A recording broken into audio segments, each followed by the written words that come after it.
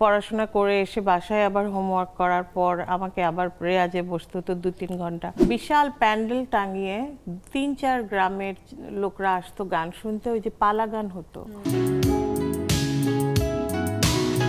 Sacrificing সময় না, আমি আসলে গানে অনেক সময় দিয়েছি, কারণ আমার বাবা মাও আমাকে অনেক সাপোর্ট করেছেন। বিশেষ করে ছোটবেলায় যখন আমি একটু বুঝতে শিখি তখন দেখি আমি নিজেই গান গাই, খেলতে গেলে গান গাই, হারমোনিয়ামটা নিজে বাজিয়ে বাজিয়ে গান করছি, রেডিওতে গান শুনছি, মুখস্থ হয়ে যাচ্ছে।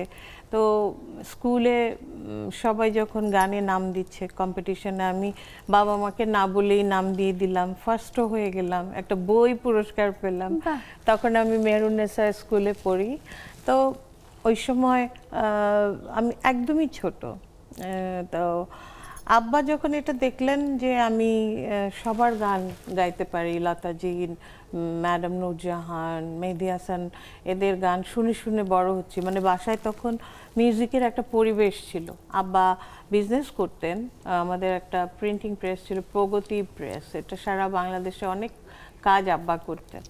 তো আব্বার একটা ফ্যাসিনেশন ছিল যে কাজের পর উনি এসে নিজে একটু ভাঙা গলায় গান করতেন, আর আমাদের বাসায় বিশাল বড় একটা গানের রুম ছিল, ওখানে সব ইনস্ট্রুমেন্ট ছিল, সবাই এসে মুজিব পরদেশি ভাই, তারপরে রথীন্দ্রনাথ রায়, এরকম যারা গায়, আব্দুল আলিম সাহেবের ছেলেরা সবাই এসে গান করতেন। তা আব্বা তো গান পাগলা। আর গ্রামে ওই যে বললাম না, আমাদের ঈদের স্মৃতি বা স্কুল ছুটির স্মৃতিটা অনেক আনন্দের। আমরা 4 ভাই বোন সেই দৌড়ে মাঠের ক্ষেত পার হয়ে নদীর পাড় ধরে দৌড়ে ঈদের সময় বা স্কুল ছুটির সময় চলে যেতাম। ওই সময় বাবা করতো কি, আমরা যে কয়দিন থাকতাম বিশাল প্যান্ডেল টাঙিয়ে 3-4 গ্রামের লোকরা আসতো গান শুনতে, ওই যে পালা গান হতো। ওই শিল্পী, ওই যে কোক স্টুডিওতে গাইলেন না আলে আন্টি, উনিও আমাদের ওখানে গান করতেন। তখন আমাকে খুব আদর করেন, বলে তোমার বাবা আমার মানে কথা খুব মনে পড়ে।